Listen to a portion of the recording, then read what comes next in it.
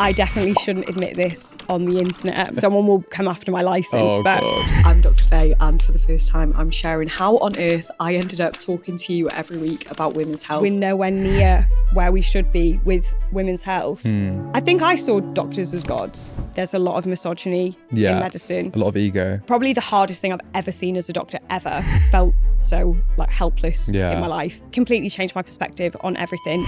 If you've ever felt stuck believing that you're not good enough, then this episode is for you. Something I haven't really spoken about on the internet is why I'm so passionate about misinformation on social media. Shortly after I decided I wanted to do medicine, I found this girl on the internet. Anyone I know who found this person developed such a bad relationship with their body and food.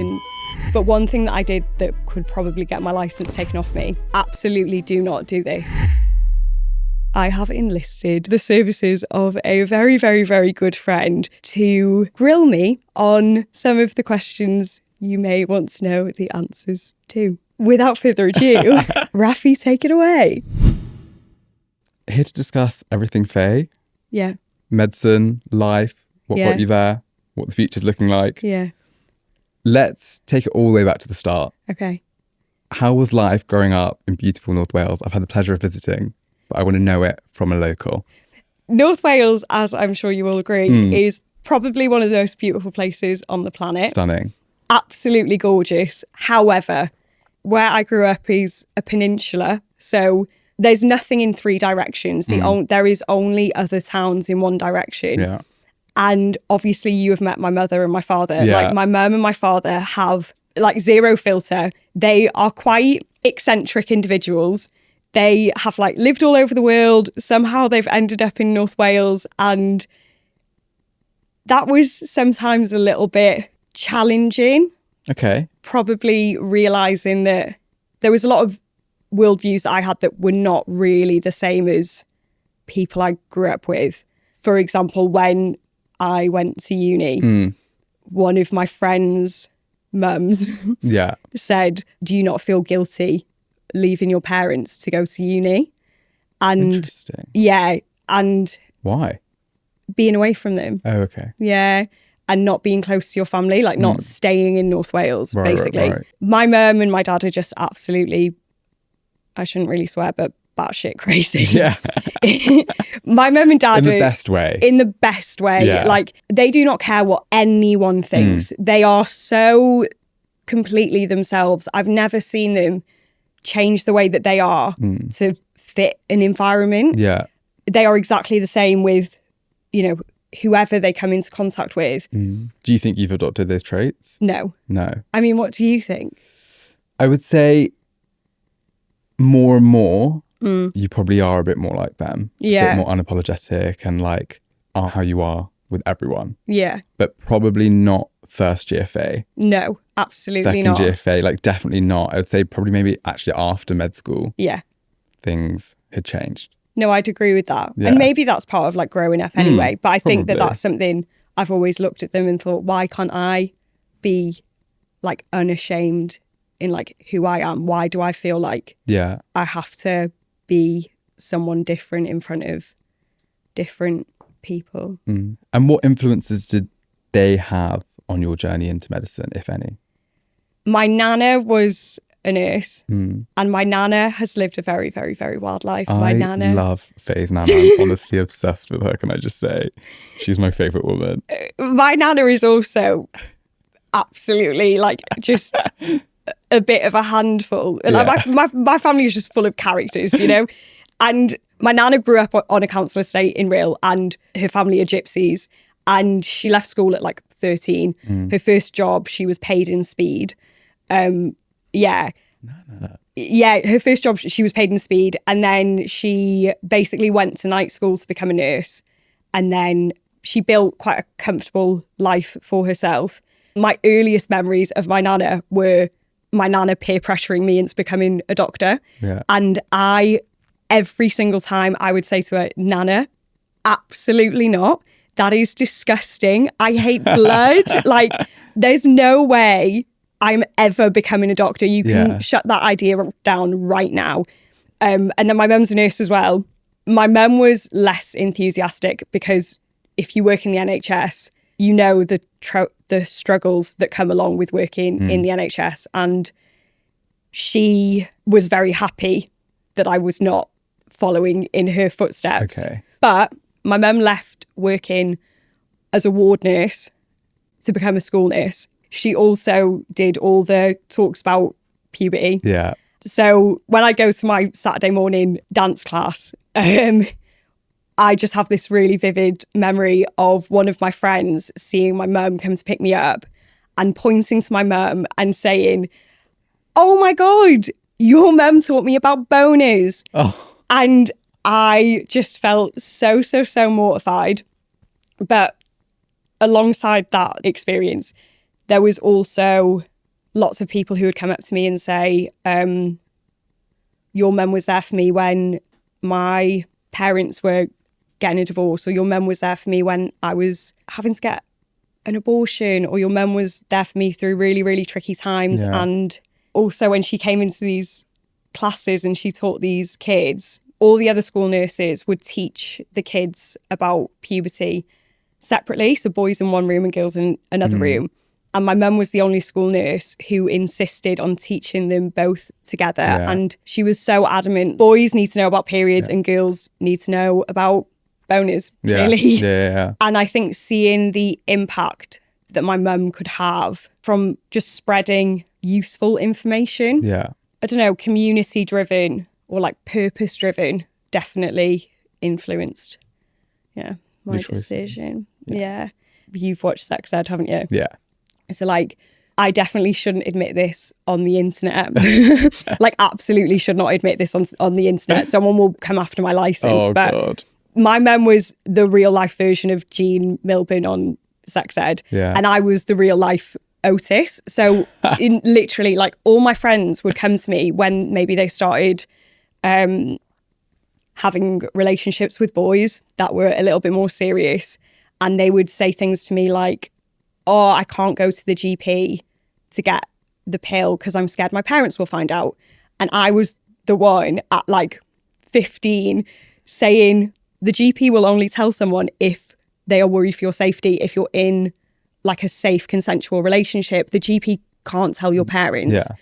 And my friends didn't know that. And that was something my mum had drilled into me from such an early age. And me and my mum, actually, I'd never go to my mum about like boy stuff or relationship stuff ever. But my mum would always like have drilled into me, if that's ever something that's going on, the clinic is this day. It's in this location. You go and you make sure you're safe. That is it. And it actually made me feel like it gave me a little bit of purpose trying to give this information to my friends. Yeah. But one thing that I did that could probably get my license taken off me is one of my friends was having unprotected relationships with a boy. And because she was too scared to go to the clinic, she didn't want to be seen in the clinic. She didn't want her mum to spot her. She didn't want to go to the GP in case they told her mum. Yeah. So what do? Which absolutely do not do this. This is so, like, now as a doctor, I realise this is awful, but I think I was maybe 15. Yeah. I went to the clinic and I got her the pill. Okay. And gave it to her. As in, you should not do that. Yeah. You need to speak to a doctor. And my mum found out and she went, like, she flipped her lid. Yeah. That's the influence my mother had on me. Yeah, Mary is just like, it's funny because actually when I was at lunch with Shafi yesterday, Shafi had said that like Mary is just this sweet and like wholesome and just like Shafi had? Yeah. How is Shafi? At graduation. My brother had met Mary at graduation for like 15 minutes and was instantly like, she's just the loveliest woman ever. And like, she's infectious. Like everyone loves Mary. Sounds like she had lots of positive influences on you. And like, I do see so much of Mary in you, which is really, really nice. Growing up in a place like Wales, especially like North Wales, were there any limiting factors that you think probably deterred you from wanting to go into medicine or like made it a real barrier to get into something like medicine? There were some great teachers at the school that I went to, but it was very much a school where remember where you're from. Yeah. Like, be realistic. Okay. You're not someone who's going to be Prime Minister one day vibes. Right. The head of sixth form said to me, why don't you apply for nursing? I think that medicine is a little bit beyond your reach. Yeah. Which is wild. If you can't get someone into medical school and they've got the straight A's and A stars, you're instilling like limiting beliefs in kids before they've even hit the real world, and the real world smacks you in the face. But I decided I wanted to do medicine. I kind of realised that maybe I hadn't considered medicine just to go against what my nana had said. Okay. Yeah. Like, I just didn't want to do what my nana wanted me to do. I'm quite a defiant person, as you know. I just didn't want to do what was expected. And then I had this realisation when I was 16 that you want to do something that helps people. You're so interested in the female body or like these taboo topics. Yeah. This is the perfect combination. Why have you just ignored it?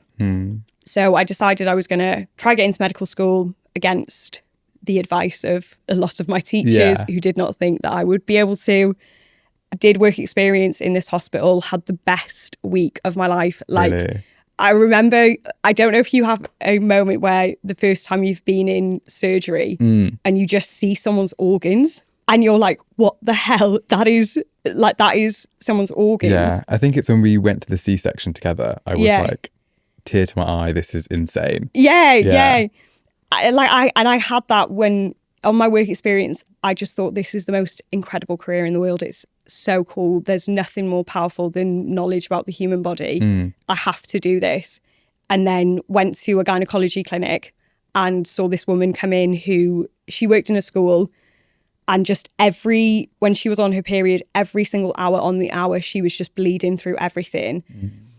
And I just thought about, I don't know, days in school where maybe I had a bit of a headache or I couldn't be bothered, and how much of an inconvenience that was to me.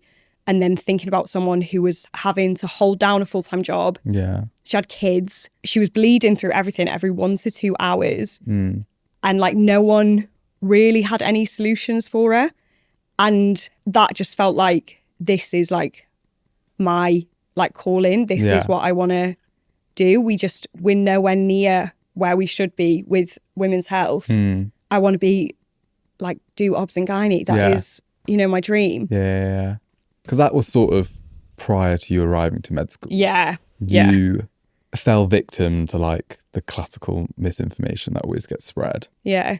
How did that change your relationship, knowing that like you were going to go down this like medical pathway? Something I haven't really spoken about on the internet is why I'm so passionate about misinformation on social media, is because shortly after I decided I wanted to do medicine, I found this girl on the internet who, if you've heard of her, I'm so sorry, because anyone I know who found this person just developed like such a bad relationship with their body and food and misinformation, Freely the Banana Girl.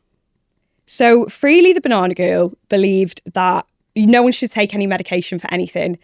Everything can be healed by diet, and not just any diet. It could be healed by eating 20 bananas a day. Like, that's all she would eat, was just 20 bananas a day. Occasionally she'd have some dates or just pure orange juice. No, that sounds like my nightmare. I'm so afraid of bananas. We went to get a smoothie earlier, and Rafi, I said, do you want a smoothie, Rafi? And he was like, absolutely not. They all have bananas in. No, I can't do it. I used to, every morning, I'd have like 4 bananas in a smoothie. Yeah. Because of Banana Girl? Because of Banana Girl. Oh my God. And I felt hook, line and sinker. Yeah. And I'd always struggled with my weight. The earliest memory I had of feeling really insecure in my body was like at 11. Insane. And so then I found this girl who she was tiny, and I just thought, this is the answer. I need to eat 20 bananas a day. And probably the reason I've never admitted this on the internet is you think, how the hell could this girl become a doctor if she believed that you should eat 20 bananas a day? But guys, I was so desperate, like so desperate. And every morning I'd walk to school and I'd walk past an Asda, and they'd have just bottles of fruit juice. I think 1.5 litres or 2 litre bottles of fruit juice. you could get 2 for £1 or 2 for £2 or whatever. The good old days. The good old days, yeah. And I would buy 2 of these bottles of fruit juice and I would drink them in the day. That's it. Yeah, so that would be what I had, just 2 bottles of juice. And my banana smoothie in the morning. And you're how old? This was 6th form, so like 17. Yeah. And I remember, because a lot of what she said is any medical condition can be cured by diet. Medicines are here to ruin the world.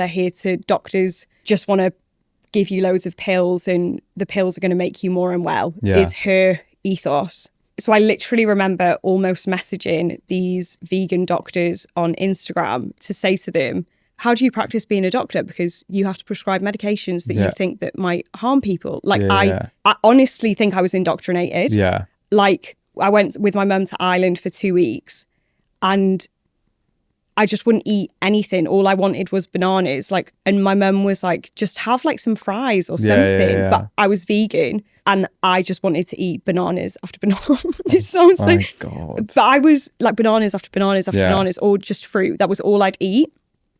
But then I decided to take a gap year. Yeah. I applied to a government program that paired you with a charity. Yeah. And then you went for 3 months to a different country and you worked with people from that country to run like community initiatives. So I went to Zambia for 3 months. I was living on a farm with my host family. To get to the shop, it was a 40-minute walk for us. Oh my God. So it was pretty isolating. Yeah. And very quickly, I had to adapt and not just eat bananas all the time. Yeah. Like you realise that there's no way I would ever live a life if I continued to restrict myself that much. And I was so worried about what I was eating. Yeah. Then in Zambia, I was teaching sex ed to the local school and I was working in a mother and baby clinic. This mother and baby clinic, the main thing that we do is we do the newborn baby clinic. So we'd get the baby, we'd weigh the baby, we'd check in on mum. Yeah. And then the other clinic we do would be the birth control injection clinic. And you speak to any of the locals and you realise how much freedom that birth control injection gave this community. Really? The ability to plan your pregnancies. Yeah. It gave women so much more control over their lives. Yeah. Couldn't do that with banana. You could not do that with banana. Yeah. And the other thing that happened was when I was teaching in the school only went up to 12 years old. Okay. If you wanted to continue your education after that, you had to go to the city, which was 40 minutes away. Right. So any of the girls who wanted to continue their education would normally have to move in with a family friend or relative in the city. And a big issue that they had was these young girls would move away and without the watchful eyes of their parents, they would be vulnerable to abuse. And a lot of them would come back pregnant.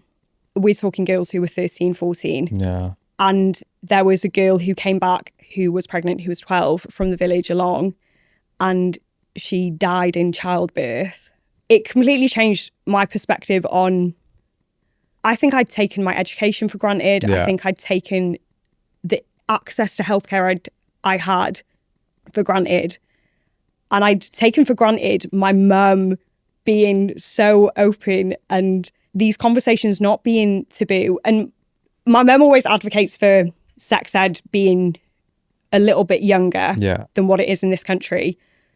And the argument is, obviously, if you do that, then the worry is then kids might be engaging in those relationships earlier. Yeah. But my mum's argument is you give kids good, proper sex education earlier so that they can identify the signs of abuse and they can, if you're calling male genitalia a little tinker and female genitalia a flower, what are you going to do when a 5-year-old girl comes to you and says, oh, he touched my flower? Yeah. It's so important for kids to know boundaries and the correct names for things so they can raise the alarm on these behaviours happening. So I felt really, it completely changed my perspective on everything. And I came back and I applied to medical school. Yeah. And so you've arrived to med school. Yeah. what was that like? You've gone from Wales to Essex, university for the first time. What was that like? I felt a little bit like a fish out of water. Oh, definitely.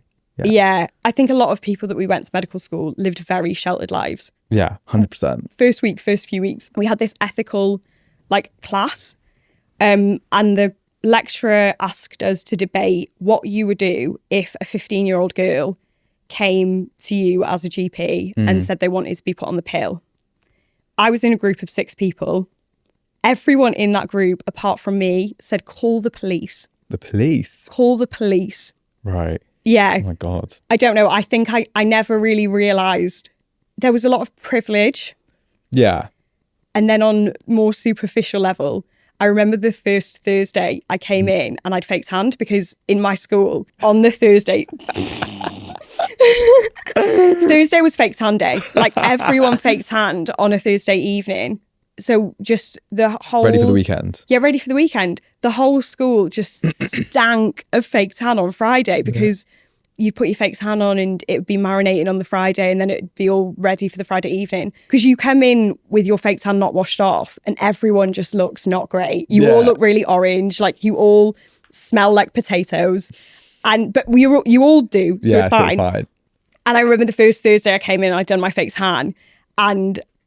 You were the only one. Yeah, I was like, everyone just thinks I stink. And everyone was like, why does your skin look weird? Yeah. I was like, it was just a different, and not necessarily bad. I think there's so many people that I met who had completely different lives to me. And I learned so much from them. Like all the girls I lived with in my first flat, just, not the same lives at all, but they were just incredible people that I learned so much from. And great girls. And they were just such like good hearted girls. I can't lie, I was a little bit of a party animal. 365 party girl. And no one in my flat drank. And I lived with 2 girls who wore the hijab.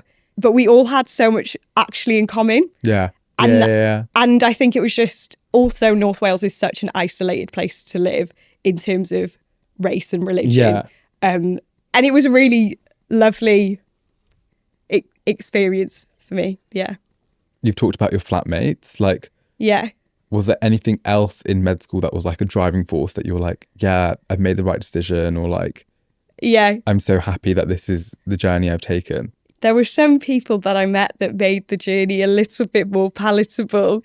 I think that is the key to getting through medical school is the people, because I think there's also a lot of people in medical school who are in there to do well, and they don't care how many people cutthroat. They do not care how many people they trample on to get there. And I think at the end of first year I met Rafi, and then I met a couple of other really good friends, and we every single year exam season came around and we just used to go up to the second floor on the library. The second floor the second floor in the library, and I think that library saw me more than my parents did my entire life. Like we would be in there from 9 a.m. in the morning, if not like 8. We'd be there from 8 in the morning to like 10, 11 at night every day on the lead up to exam season. Everyone who was there we were kind of friends with, you could be stuck on a question and that you could go to someone and ask for help and no one would ever look at you and think, how don't you know that? Or I'm not helping them because I want to do well. And I think it was a good bunch. And there was a community question. There was about how we met. Want to know. Tell us the story. You tell us the story about like how we met. You could tell the story of how we met. I'm the interviewer. You're sat there. So if you've ever watched Grey's Anatomy, they all like fight over surgeries. And myself and Rafi at the end of first year, we were on our hospital placement. And we just ended up scrubbing in on all these surgeries. We just kind of latched onto each other and then found this surgeon who we also latched onto. And this surgeon just had us. We were everywhere. We were everywhere. A&E, obs and gynae, like everywhere. I saw my first C-section. Did we see a C-section with twins? We did it together. Yeah. And it was insane. Like just the most incredible like memories. And I think everyone else had kind of not that great a time. They felt like they were a bit in the way. Whereas we didn't have that at all. We were just so stuck in. We got so lucky. Yeah, so lucky. And I would say we're so lucky we found this surgeon. And then, years later, like now, say when we're working and, you know, you really love your job. Yeah. I actually really love my job. Yeah. And my mum always she says, well, you and Rafi, like, you make the most of a situation. You clearly, you can call it luck. Yeah. But we attract it. I do remember when we were like in the corridor, me and Faye would be walking and I'd be like, Faye, right, this is what you're going to say. Like, we'd like prep, we'd like, you're going to say this, and like, we're just going to be really nice about it. And if they don't say this, then we're going to say this. And if we can't do it with this person, then we're going to go to this different reception and ask this person. Like, we had an agenda, we were on a mission, and we were like, the worst thing they can say is no. And we used to swap as well. Yeah. So we'd go into these theatres and say, hi, we're medical students here on placement. Like, is it okay if we like watch the surgery or scrub in or da-da-da? But we would swap it. So I'd be like, I asked this time. You've so got to ask. turn. Yeah, it's your turn. You've got to ask. And so like first year placement, great. You were like, this is the right thing. I want to do obs and gynae. I've made the right decision. What changed? Because there was a tough time and you've spoken about it before. Yeah. Very briefly in a YouTube video, maybe a bit more so now that you've left med school. Yeah. That as an isolated incident or whatever, what was there anything that came up at med school that just made you think, nah, this is not my people, or this is the wrong career, or something that came and questioned everything? Yeah. I think maybe coming back to being in North Wales, there were certain things.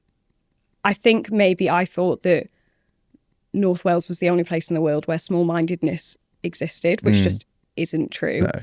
I think every girl has the first time that they realise that you are just inherently sexualised regardless of your age.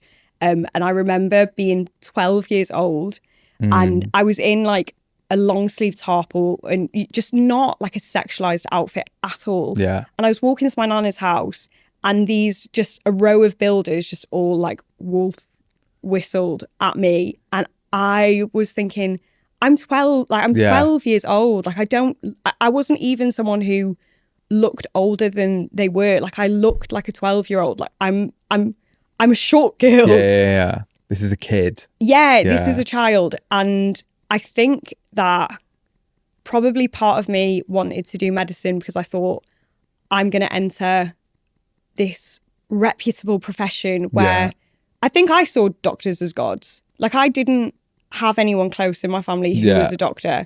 So I just saw being a doctor as almost like an escape to people who thought rationally, who weren't biased, who were accepting, who were probably a little bit progressive. Yeah. And I was just smacked across the face with that one and realised probably over the last 3 years that it is a very rigid structure. Yeah.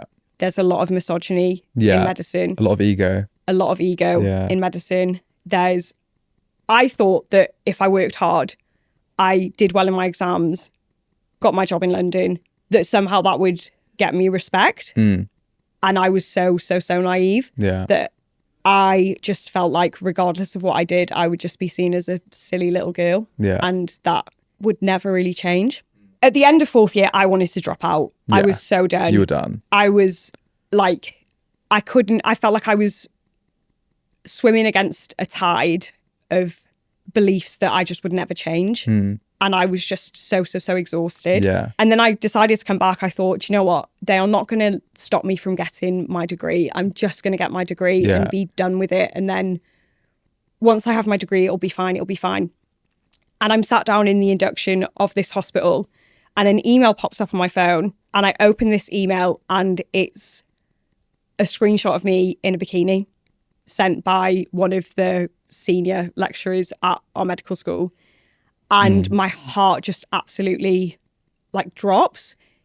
This is on the background of like 2 years of challenging things. Yeah. And just felt like I'd been hit by a truck.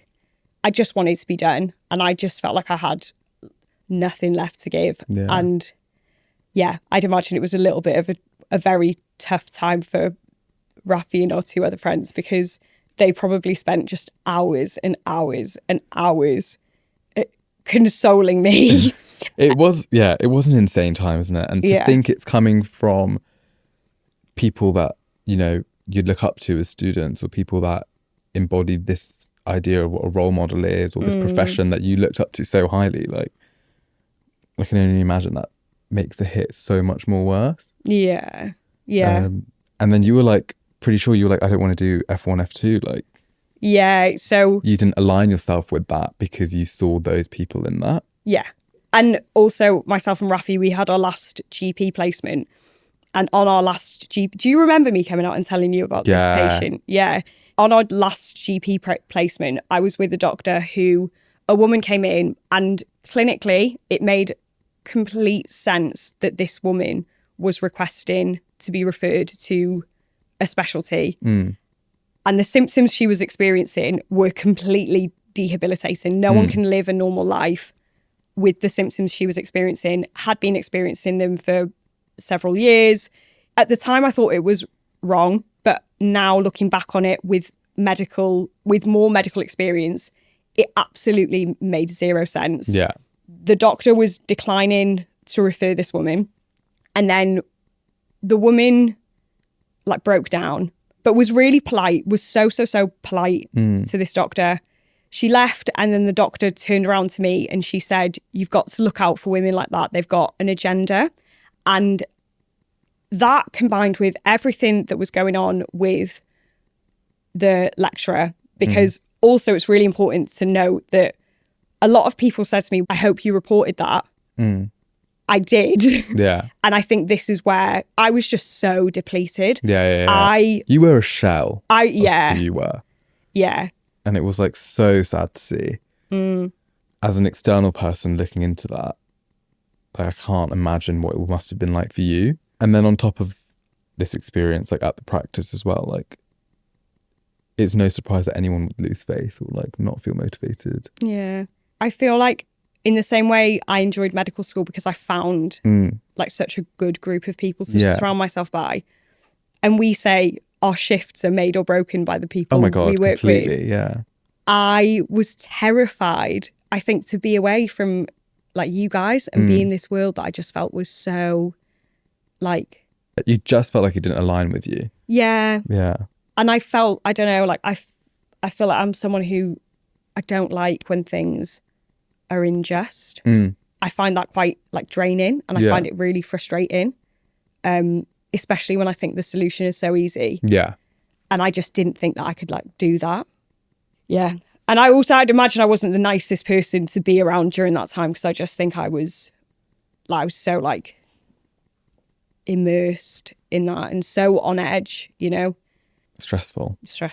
Yeah. Like when we were in Mexico and I was crying at the bus stop on the phone on a Teams meeting. We were on our elective in Mexico, and I was having a meeting about all of this stuff. Like, they were still dangling my degree in front of me like a carrot, using it as a threat, really. And there were a couple of really good, logical people who did come into the situation later on. Yeah. And I was having a meeting with one of these logical individuals who was really listening to me. Yeah. And we were at this bus station in Mexico. I was sat on the floor, like sat on my rucksack, just crying at this. And this person who was logical was a very senior person. Yeah. And I was telling myself, don't cry, keep it together. And just like lost it. And as much as I think that we should be there for our friends, like that was 3 years of me being just quite a lot to handle. Nah, I don't think so. We shared the load. It was, yeah, divvied up, lol. So we came back from Mexico. And the whole time in Mexico, I was like, I don't think I'm going to work as a doctor. Yeah. Yeah. How has the first year, I mean, you've done your 2 years working as a doctor. Tell me about your first year.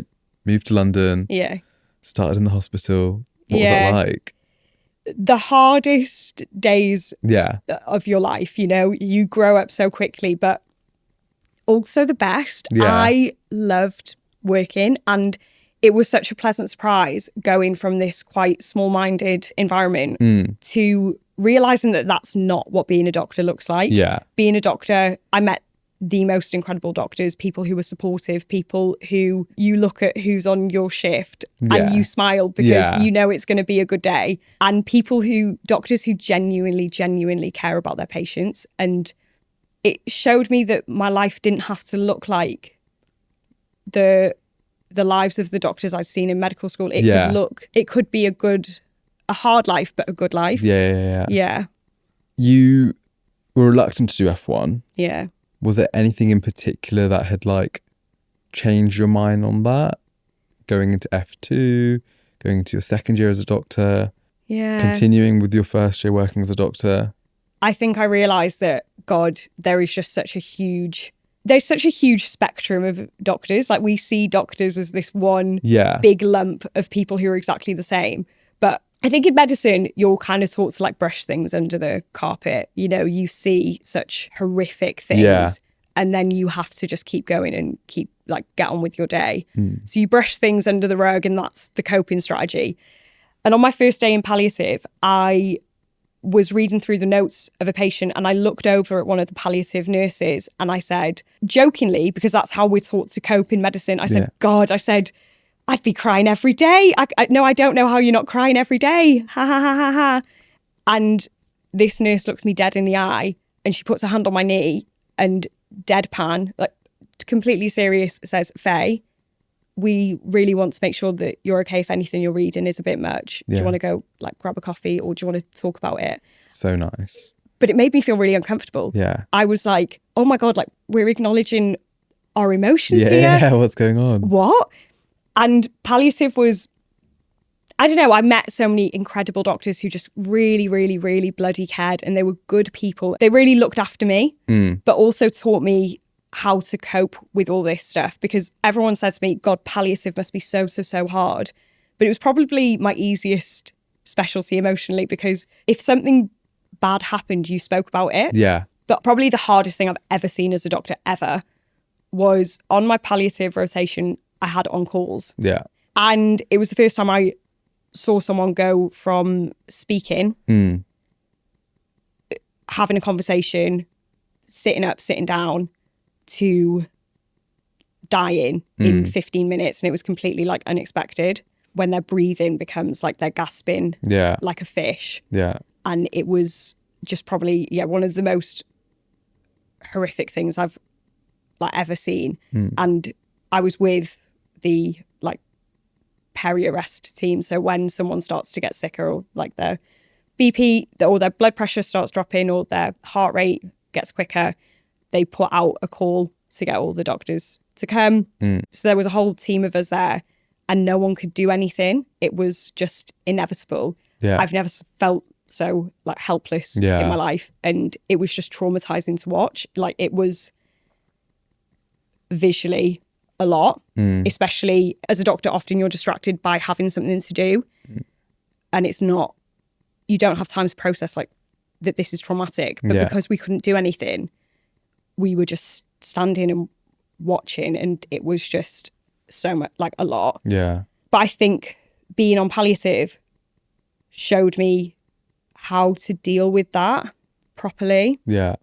And just gave me an appreciation for life and like life is to be lived. And all these like years that I was like really,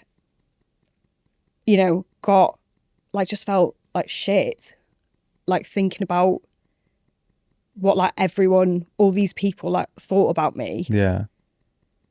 It puts things into perspective. Like you can have like a terminal illness come out of the blue, out of nowhere, just lose your life in your 30s. I think it taught me to reassess what I cared about and what I didn't. And maybe it did take me closer to being a little bit more like my mum and my dad and not caring. So you feel like it's quite nice that you sort of got yourself back there. Yeah. And like little Faye always wanted to be like that, but felt like she couldn't. Yeah. But then these experiences sort of taking you back there, which is really nice. Yeah. There was another experience actually on my most recent rotation when the consultant said in it to a patient. In it. Yeah. And I felt like when I first came to medical school, I never like realised I had an accent. Yeah. Like I just thought I spoke normally. Yeah. And then I realised I speak like I'm stupid. Or You felt that way? yeah, like I felt like my accent makes me sound stupid, or obviously that just comes down to like classism. Yeah. And medicine being such a classist space. Mm. And then my consultant, why am I fucking crying at this bit? Oh, My consultant said in it to a patient, yeah. and this patient just like connected with her. Yeah. And I realised like the way I speak isn't a weakness. No. Or like when you can be authentic, you can connect with groups of people who maybe don't engage. 100%. I think it's so important for medicine just to be filled with really normal people. Yeah. And for a long time, it's probably lacked that. And that's why people have like certain views on what doctors are and how they should behave and whatever. But I think it's, so important that there's just like a melting pot of very different people who are also just very normal people work in like the healthcare spaces.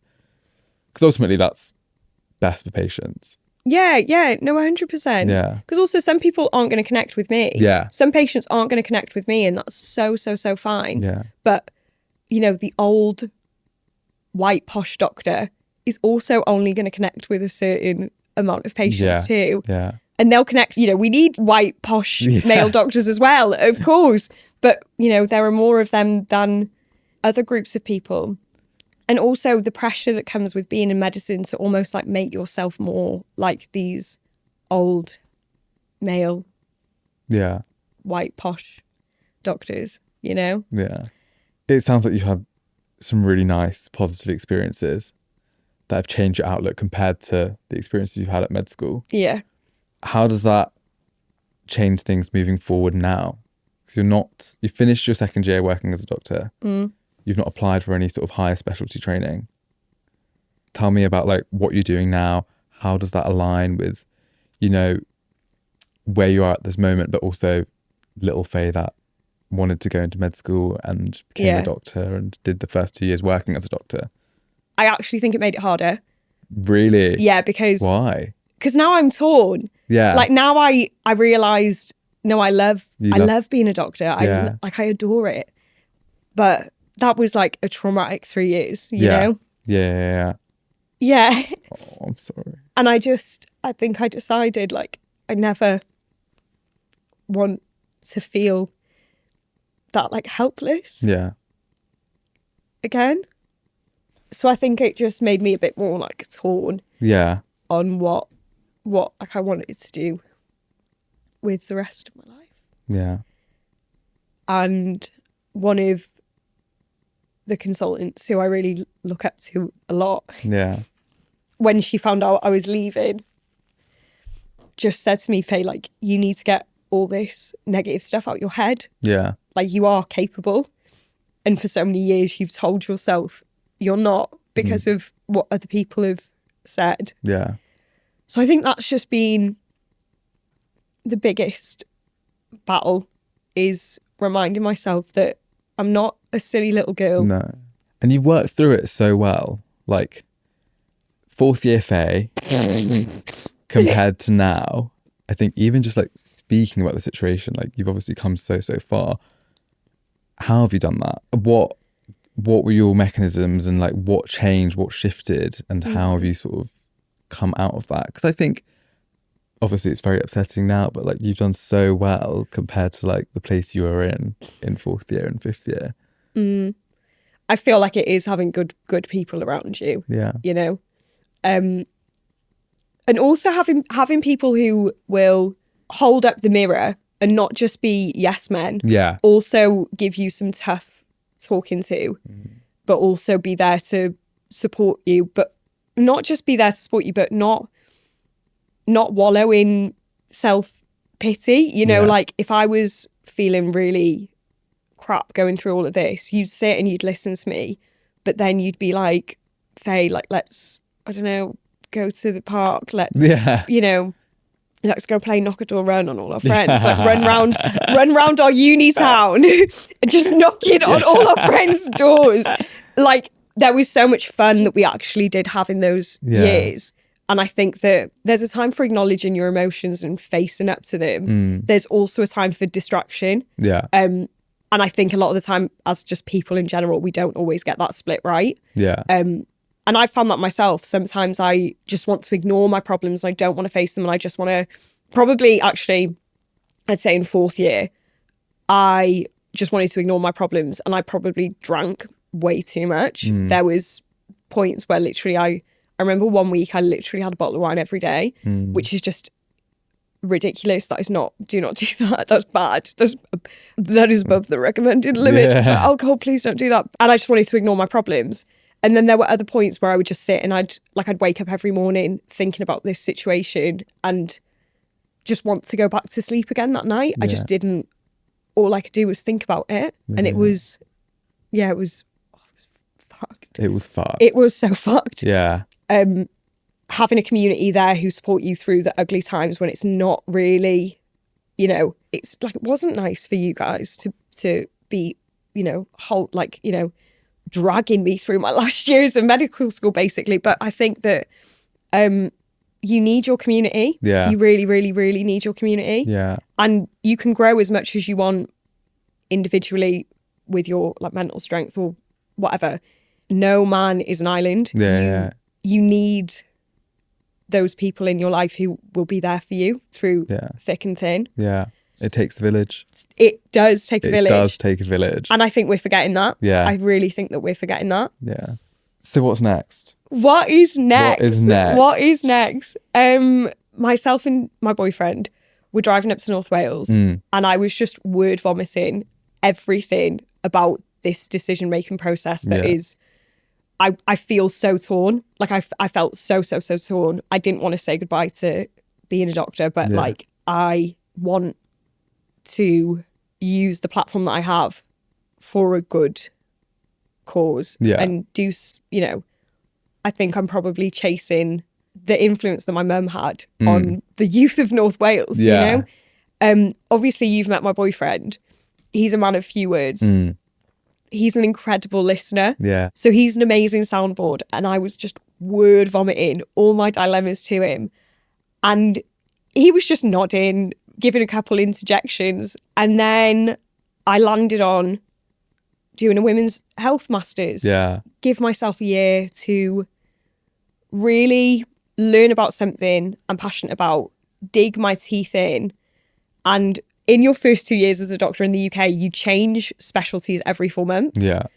So you get quite good at adapting, but you don't necessarily get time to put things into what you're passionate about or interested in. So I just wanted to scratch that itch, nourish it, and obviously start the podcast as an excuse to have conversations with people that I find really inspiring. Yeah. Conversations I think that so many women could benefit from. Elevating the production value on the YouTube, like really upping the game. Gonna be trying out some more documentary style ones. You're saying as if you're not coming with me. I love a documentary. Yeah. But you're coming with me. Tomorrow. But that's just a little taster of what's more to come. Do you know what I mean? So more documentary-esque style things, delving into misinformation on social media or the marketing of wellness products on social media, because I do not want another girl to go through what I went through when I was sucked into this misinformation hole. Yeah. And I want to make it entertaining. I think that so much health content online is boring. Yeah. And we lose a huge part of our audience when we talk to them in a way that isn't engaging. And health is like, when you're in hospital, do you never look around and just something wild will be happening? Yeah. And I just think, God, I wish my friends who are not in medicine could see this right now, because hospitals are the wildest place in the world. Some of the things that happen, people come to hospitals on the most dramatic days of their lives, whereas it's our everyday. Yeah. And somehow we've taken one of the most interesting conversations and we've managed to make it sciencey and boring and lose people to it. And do you know what the people who are pushing all this misinformation are doing? They're making it engaging. They're making it entertaining. Yeah. And if there's a battle between evidence-based science and social media bollocks, then we are losing big time. Yeah. And I just want to give it a year to just really try, do that, do my masters. Yeah. And then who bloody knows? Who knows? Who bloody knows? That's a problem for future Faye. Absolutely a problem for future Faye. Sort of connecting from the community question and what you've said, your thoughts on doctors choosing a path not in clinical practice? Waste, guilt, family disappointment? I don't think anyone should feel guilty because knowledge about the human body is the most powerful knowledge anyone can have. We had Dr. Sarah on this morning who's using that knowledge of the human body to go and work in Antarctica and do research in Antarctica. That's so valuable. Yeah. Ward doctors are incredible. You know, doctors in the NHS are incredible. You can use that knowledge in so many different ways. You shouldn't feel guilty for that. Worst medicine encounter? I think that would have been when the GP one. No, I mean when the woman who died. Yeah. How did your mindset shift when you witnessed day-to-day life in the NHS? As I said earlier, I don't think I lived a sheltered life.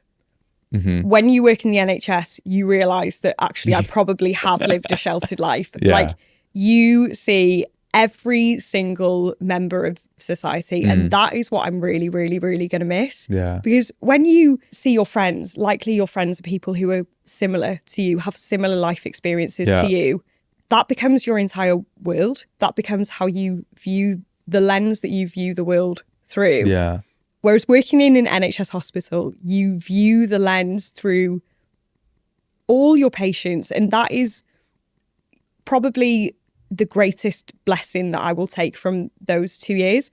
Also, the wildest memories. Wildest memories. Yeah.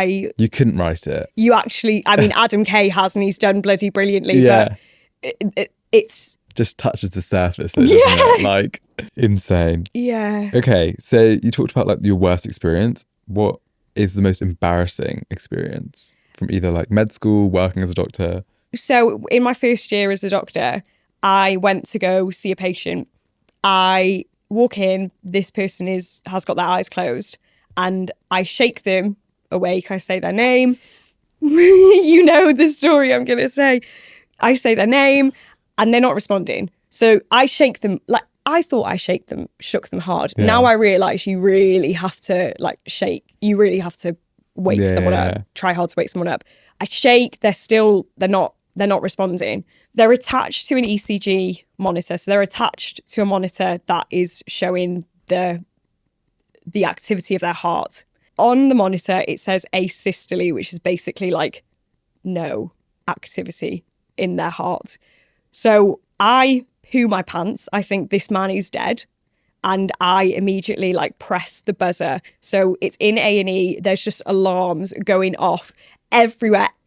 Within 2-3 seconds, there is like 12 people in this room. Everyone's running.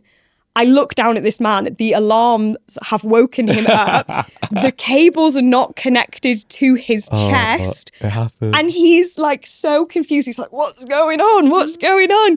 I'm a first year doctor. So immediately as a first year doctor, you're so bright eyed and you haven't been withered by the trials and tribulations of the NHS. So you're just not used to the systems and you panic a little bit. I panicked a lot as a first year doctor because I didn't want to, you're so scared of doing something wrong. You try and err on the side of caution, which obviously I did by pressing the buzzer. I could have checked for a pulse. That should have been the first thing I did. I didn't. I panicked. I pressed the buzzer and my senior came in because I'd called her beforehand because I was a little bit worried about him anyway. My senior comes in and she sees me and she looks at me and she's like, is it the patient you just called me about? Because she hadn't answered the phone. Yeah. So she was obviously really anxious that something bad had happened. And I said, yeah, but he's fine. And then just burst out crying Oh. out of sheer embarrassment. I was so embarrassed. And she was amazing because she said, you did the right thing. You 100%. called for help. It's better to have called for help and there be nothing wrong Yeah. than not have called for help and there be something wrong. But that was pretty mortifying. Yeah. Yeah, that was pretty mortifying. Oh, God. Yeah. A question that you've asked every guest, which I think is only fair to ask to yourself now. What do you wish every girl knew before the age of 25? Great question. I wonder who thought of that. Jojo Siwa and Chris Hughes are in a relationship. Yeah. Elon Musk is making cars that don't need people to drive them.